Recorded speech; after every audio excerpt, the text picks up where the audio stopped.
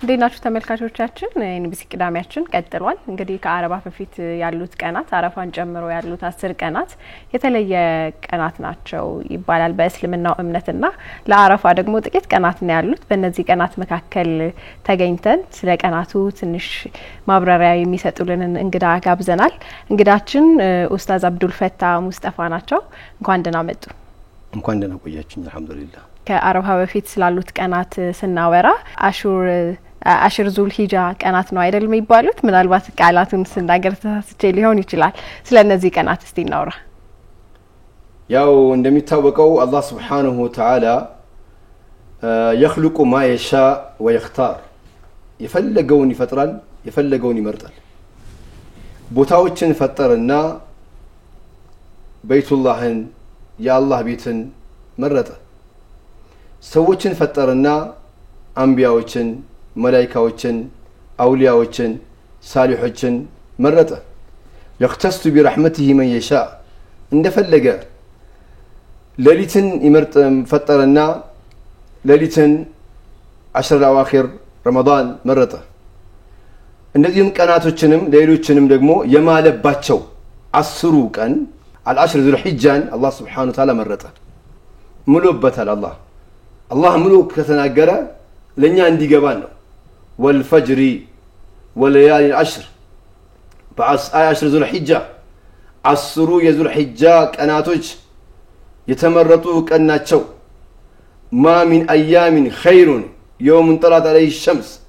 ፀሐይ ወጥቶ በጣም አላህ ዘንድ ተወዳጁ ቀናቶች ቢኖሩ ኖሮ 10 ዙል ሒጃ 10 የዙል ሒጃ ቀናቶች ናቸው ተብሎ ብልጫ አለ። በእነዚህ ቀናት ምን ተግባራት መከወን አለባቸው? በዚህ ቀን የሚሰሩ ስራዎች አሉ። ዚክር መዘከር፣ ተስቢህ ማለት ሱብሃንአላህ ማለት፣ ላ ኢላሃ ኢላላህ ማለት፣ አላሁ አክበር ማለት፣ አልহামዱሊላህ ረቢል ዓለሚን ማለት፣ ኢስቲግፋር ማድረግ። በዚህ ቀን የሚሰሩ ስራዎች ሁሉ አላህ ዘንድ ከፍተኛ ዋጋ እንዳላቸው ሐዲስ ያመለክታል። ነብዩ ሰለላሁ ዐለይሂ ወሰለም የነዚህ 10 ቀን ጥቅሞችን ሲናገሩ ትልቅ ሐዲስ ሲናገሩ የዚህን የ10 ቀን ብልጫ የሰራ ሰው ምናልባት የሚወዳደረው አንድ ሰው ነው አሉ። ማን ነው እሱ? ማሉ ረጁልን خرج بماله በገንዘቡ بنفسه በነፍሱ ለእስልምና ብሎ ገንዘቡንም ነፍሱንም ሰጥቶ ወለም ይርጃ በባዶ ምንም ነገር ሳይመለስ ሁሉንም ለአላህ አስረክቦ የመጣ ሰው ካልሆነ በስተቀር በዚህ ቀን የሚሰሩ ቀኖች ማንም ይወዳደረው ሲል የተባለበት ቀን ነው። ይሄ 10 ዙል ሒጃ የዙል ሒጃ የ10 ቀናቶች ላይ ከሚሰሩ ስራዎች መካከል አንደኛው ኢባዳ ዚክር ማድረግ ነው። ከነዚህም ከኢባዳዎች መካከል لا اله الا الله وحده لا شريك له له الملك وله الحمد عرفا ሜዳ ላይ የሚደረግ ትልቁ የሚሰራ የኢባዳ ዚክር ነውና እነዚህ 10 ዙል ሒጃን የኢባዳን እንቅስቃሴ የሚደረግበት ነው። እንደው አልহামዱሊላህ ረቢል ዓለሚን ምስጋና ለአላህ ይገባ የሚለውን ነገር ለዓለማቱ ጌታ ይገባ የሚለውን ነገር የሚያሳውሱበት ነው። ከአረፋ በፊት ካሉት ቀናት መካከል የአረፋ ዋዜማ ወይም 9ኛው ቀን የተለየ ደረጃ ወይ የተለየ ቀን እንደሆነ የተለየ ደረጃ ያለው እንደሆነ ሰምተናልና የዚህ ቀን ደረጃው ምንድነው? በምንስ ነው የሚለየው? በጣም የሚገርመው በዚህ ወቅት አመታዊ ዓለም አቀፋዊ ስብሰባ የሚካሄድበት ስለሆነ ነጩም ጥቁሩም ቀዩም አጭሩም እንደው ሀብታሙም ደሃውም ረጅሙም ሁሉም በአንድ ቦታ ላይ ተሰብስበው አላህን Subhanahu Wa Ta'ala የሚያወሱበት ቀን አለ። እሱም የ9ኛው ቀን አረፋ የውሙ አረፋ ምን በእኛ አረፋ ማለት ምንድነው? በእኛ ቋንቋ የበዓሉ ቀን ነው። ያ ግን እዛ ሜዳ ላይ ሰው ሁሉ ወጥቶ አላህን የሚገዛበት የዛ ሜዳ ላይ አረፋ ሜዳ ላይ ካልተገኘ ሐጁ ተቀባይነት የለውም የተባለውን ቦታ ላይ የሚፈጸመው ፍጻሜ አለ። ያ ቦታ ላይ ምንድነው የሚባለው? አረፋ ሜዳ ላይ አላህ Subhanahu Wa Ta'ala ያው በአለም ላይ 4000 በላይ ቋንቋ አለ። ብዙ ቤቱን ልትገባ የምትፈራው ሰው ሚኒስቴር የሆነ አላፊ የሆነ አንድ አይነት ልብስ ለብሶ በአንድ ቦታ ላይ ለበይክ اللهم لبيك لبيك لا شريك لك لبيك ان الحمد والنعمه لك والملك እያለ የሚሄድበት ወቅት ነው። ከነዛ ከዚክሮቹ መካከል በጣም የሚደጋገም ንግግር አለ። ምንድነው እሱም? لا اله الا الله ከአንድ አምላክ በስተቀር የሚገዙት አምላክ የለም። ወህደሁ ብቻውን لا شريك له ምንም ሸሪክ የለውም ለሁል ሙልኩ ንግስናም ለሱ ነው ወለሁል ሐምዱ ምስጋናም ለሱ ነው وهو على كل شيء قدير በሁሉ ነገር ቻይ ነው የሚለውን ቃል እንዲገዳገም ይነገራል እዚህ ጋር በጣም ማስገነዝበው ውድ ወንድሞቼ እህቶቼ ሰላት الجماعه ላይ በሰላት ስንሰግድኛ ሰላት ላይ በቀን 5 ጊዜ አልহামዱሊላህ ረቢል ዓለሚን እንላለን በቀን 17 ጊዜ ማለት ነው በ17 ረካዓ ነው ያለው 17 ጊዜ አልহামዱሊላህ ረቢል ዓለሚን የዓለማቱ ጌታ ምስጋና ይገባው የዓለማቱ ጌታ ምስጋና ይገባው ነው ምንለው የዓለሙ ጌታ አይደለም የዓለማቱ ነው ዓለም الجن አለ ዓለም الملائكه አለ ዓለም الحيوان አለ የእንስሳ ዓለም አለ የጂኒ ዓለም አለ የመላእክት ዓለም አለ የሰው ዓለም አለ ብዙ ዓለም ነው ያለው ማናቀው ዓለሞች አለ ለዚህ ነው አልহামዱሊላህ ረቢል ዓለሚን የዓለማቱ ጌታ ምስጋና ይገባው እያልን ሁሉ እናደርጋለን እሱም ብቻ ሰላት ከጨረስን በኋላ ራሱ ሱብሃንአላህ አልহামዱሊላህ አልহামዱሊላህ 33 ጊዜ እንላለን በቀን 165 ጊዜ ከዛ ደግሞ 17 ጊዜ እንላለን ታዲያ እዚህ ጋር ማሰምርበትና መታዳምጡኝ ነገር የሰው ልጅ አልহামዱሊላህ ረቢል ዓለሚን እያለ ይበሳጫል አልহামዱሊላህ ረቢል ዓለሚን እያለ ይናደዳል ለምንድነው እኛ እንድናበዛ የተነገረን ምስጋና እንድናበዛ ነው ቤት አከራዩም ዋይ ሲል ነው የምትሰማው ተከራዩም ዋይ ሲል ነው የምትሰማው ፋብሪካ ያለው ዋይ ሲል ነው የምትሰማው ተረካቢም ዋይ ሲል ነው የምትሰማው አልረካም አልተደሰተም ምንድነው ሚስጥሩ ካልክ በትክክል አላህን አላመሰገነው ሸይጣን ከጀነት ሲባረር ፎክሮ ወጥቷል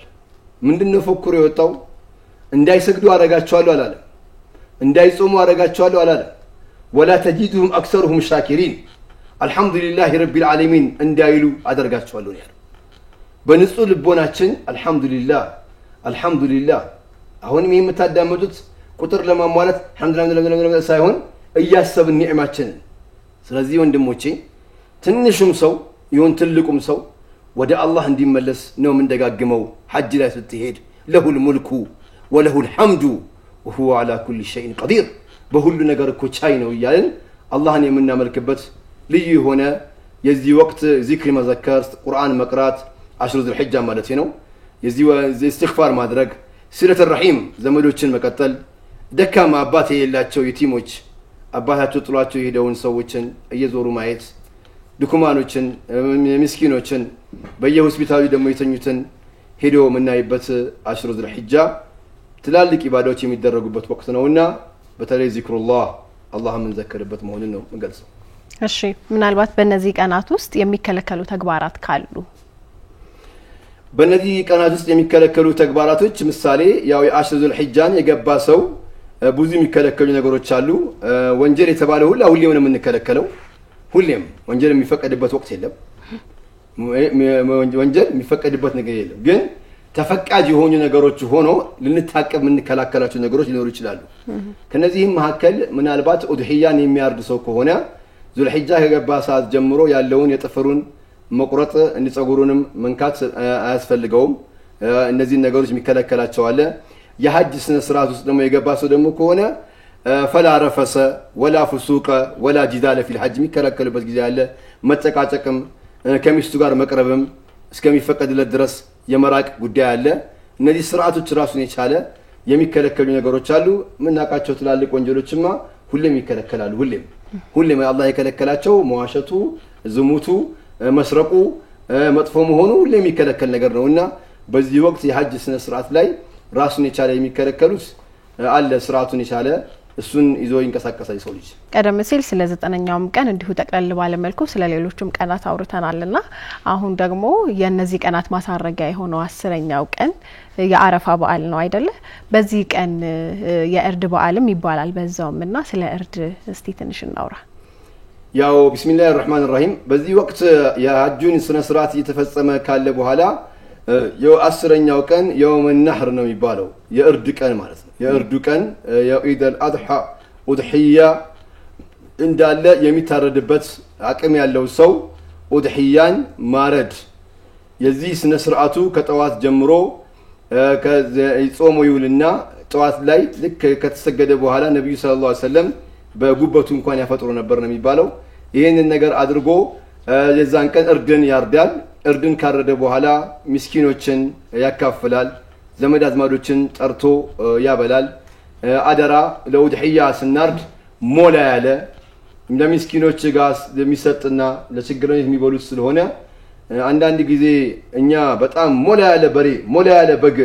ምናመጣው አማች ቤት ነው ምስኪኖች ጋር ደሃዎች ጋር ግን ኮሳሳውን ስብርብር ያለውን ነው ምናመጣው አላህ ይታዘበናል አላህ እኔ ለምክንያቱም በበጎ አድራጎት ስራ ስለምሰራ ነው ከ1200 በላይ የቲሞች ወላ ያጣናቶች ላይ እንረዳለን እንንቀሳቀሳለን ኡድህያ ያመጣሉ ሰዎች እናከፋፍላለን የዛን ቀን ኡድህያን ለሰዎች ለምስኪኖች የዛን ቀን ሰው ልጅ ተርቦ መዋል የለበት እንደውም አያመ ተሽሪክ ከሱ ቀን በኋላ 3 ቀን የምግብና የመጠጥ ቀን አያመ ተሽሪክ አያመ አክል ወሽክር ወዚክሩላህ አላህ Subhanahu Wa Ta'ala የሚዘከርበት ቀን ነውና አልহামዱሊላህ ረቢል ዓለሚን ተብሎ የዛን ቀን የኡድህያን እርድን ለምስኪኖች ራሱን የቻለ አቅም ያለው ሰው እንዲያርድ አንድ በሬ ለሰባት ሰው ወይም ደግሞ አንድ በግ ለራሱ አድርጎ ነይቶ ለምስኪኖች ያደርግና በያንን ለሶስት ቦታ ያካፍለዋል ለእለቱ የሚበላ ይሆናል የሚቀመጡ ይሆናል ለምስኪኖችና ለፉቀራዎች ደግሞ የሚከፋፈላልና መተሳሰብን የዚህ የኡድህያ ጉዳይ ሳስብ ውስጤን የሚነኩኝ እንቅስቃሴዎች አሉ ወላሂ አንድ ጊዜ የሆነ ቦታ ከአንድ ጓደኛችን ጋር እንከፋፈላለን በየቦታው ስጋ ለማከፋፈል እንመዳደባለን አንድ አህመድ ሙስጣፋ የሚባል ወንድሜ ወደ ሀዲያ ዞን አካባቢ ሄዶ ቱርኮች ነበሩ እዛ ያርዱና ያከፋፍሉ ነበር አንድ ሴት ዝም ብላ እንባዋ ይፈሳል ምንድነው ምን ሆና ነው ብለው አስጠሯት አለኝ ሲነግረኝ ምን ሆና ነው አይ ከዚህ ስጋ ውስጥ ካሁን ይደርሰኛል ወይስ አይደርሰኝም ብዬ በጣም ጓግቼ ነው እንባዬ ማፈሰው ወላሂ ስጋ ከበላው 3 አመት ነው አለች እኛ በቀን ውስጥ በምግባችን ላይ ስጋ ከሌለ ወይ በሳምንት ውስጥ ከሌለ እንዴት ነው የምንሆነው አሁን ይሄን ቋንቋ ሰው ብንነግረው አይገባውም ስጋ ቤት ተከፍቶለታል ከተማ ላይ ትላልቅ ስጋ ቁርጥ ቤቶች አሉ ይሄ ብትነግረው ዘፈን ነው የሚመስለው እነዚያ ምስኪኖች እንዳሉ እንድናስብ በላስቲክ ቤት የሚውሉ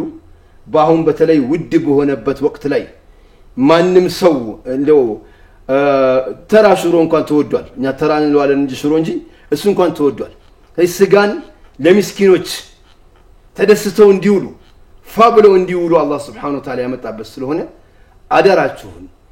የራሳችንን አይነት ህይወት ከሁሉም ጋር አንሳለው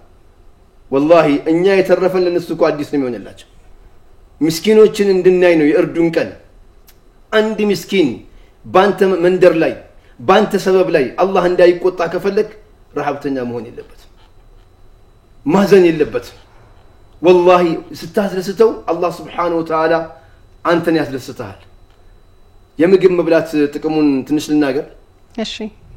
ያው አስረዘም ብሽላለው ብዬ ነው አፍወ ችግር የለም አላህ Subhanahu Wa Ta'ala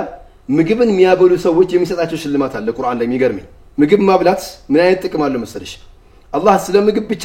ይነገረናል ويطعمون الطعام على حبه مسكينا ويتيما واسيرا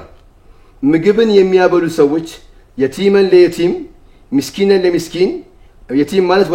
ወላጃት ህፃናት ويتيما ويطعمون الطعام على حبه مسكينا ويتيما مسكين ደግሞ ኑሮ አለው ግን የተንገዳገደ ማለት ነው ፉቀራ ደግሞ ምንም የሌለው ማለት ነው በጣም ህይወቱ ላይ በጣም እንደው እንትን ያለው በጣም የተረበሹ والله ብዙዎቹ ተፈናቃዮች ይመጣሉ እኛ ጋር ስንሰጣቸው ላስቲኩን እንደዚህ ሸፈን ብለው መጥተው ይቀበላሉ والله ሰጪ ነበር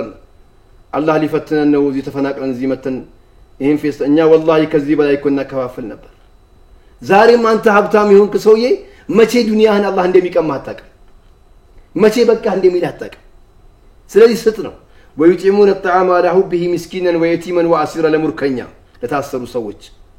ምንም አስተዋሽ የሌላቸው ጠያቂ የሌላቸው ሰዎችን ምግብ የሚያበሉ ሰዎች ሽልማታቸው ምንድነው አላህ የመጀመሪያውን ሽልማት ምን አይነት ሽልማት ያቻዋል ፊታቸው ያበራል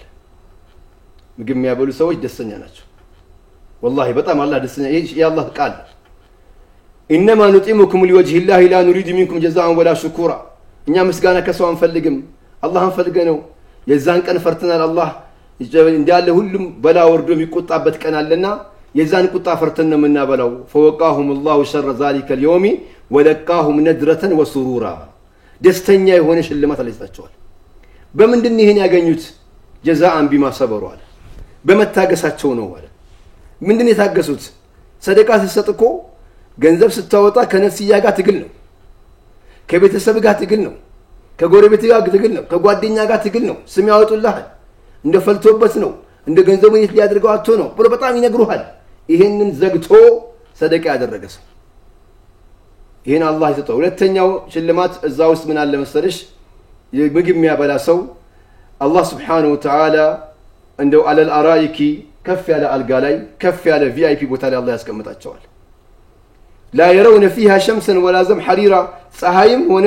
ቅዝቃዜም ሆነ ማይነካቸው ጥሩ ቦታ አላህ ያስቀምጣቸዋል ምግብ የሚያበሉ ሰዎች ይሄን ብቻ አይደለም ዛሬ ዓለም ዱንያ ላይ ሲኖሩ ምግብ የሚያበሉት ምስኪኑ የታለ ወላጅ ሞተበት የታለ ብለው በየቤቱ ዞሮ ይፈልጉ ነበር ነገ ግን ምግቡ ራሱ ይፈልጋቸዋል ነው ቁርአኑ የሚለው ጀነት ላይ ምግቡ ራሱ ቁጡፉሃ ዳንያ አትክልቱ እየመጣ እኔም ብላኝ ያለ ይቀርብላቸዋል ሱብሃንአላህ ይሄን ብቻ አይደለም ويسقون فيها كاسا كان مزاجها زنجبيلا مدد ይጠጣሉ ዘንጀቢል ተስኒም የሚባል መጠጦች ይሄን ብቻ አይደለም አሊሁም ሲያቡ ሱንዱስን ኹድር ወይስተብረቅ ወፍራምና ቀጭን ሐር አረንጓዴ ጥለት ያለው አላህ ያለብሳቸዋል ለነማን ምግብ ለሚያበላ ሰው ነው አደራችሁን በዚህ በተለይ እንለማመድ በአመት አንዴ ብቻ መብላት ሳይሆን የዚህን ቀን ግን አያመ ተሽሪቅ አያመ አክል ወሽርብ ስለሆነ የውድህያን ቀን በደንብ አድርገን ምስኪኖችን ችግረኞችን ያለንን አካፍለን ብንበላ አላህ ደግሞ ለየት ያለ ነገር ያመጣልናል እሺ ኡስታዝ አብዱል ፈታህ እዚህ ስቱዲዮ ድረስ መጥተው ከአረፋ በፊት ስላሉት ቀናት እንዲሁም ስለ አረፋም ስለ እርድም በሰፊው አጫውተውናል በጣም አድርገን እናመሰግናለን ሹክራን ጀዚላን እናንተንም አመሰግናችኋለሁ ይሄንን የሚዲያ አብራችሁ ከሚዲያ ከጀርባ ያላችሁ ቀራጮች ጉልበታችሁን አጥፋችሁ ምን ብላችሁ የምትሰሩት እንቅስቃሴ ሁላ አላህ ይክፈላችሁ ጀዛችሁን ነው ምክንያቱም መልካም ስራ እናንተን ስራ ከጀርባ ሆናችሁ ባሰሩት የሚተላለፍ ነገር አይኖርምና ሂዳያውንም አላህ ይሸልማችሁ ሁሉ ጊዜ ምኞቴ ነው ኸይር የተባለ ሁሉ ደግሞ አላህ ይስጣችሁ ነው ወሰላሙ አለይኩም ወራህመቱላሂ ወበረካቱ እሺ እናመሰግናለን ተመልካቾቻችን ፕሮግራሞቻችን ይቀጥላሉ መልካም ጊዜ ይሁንላችሁ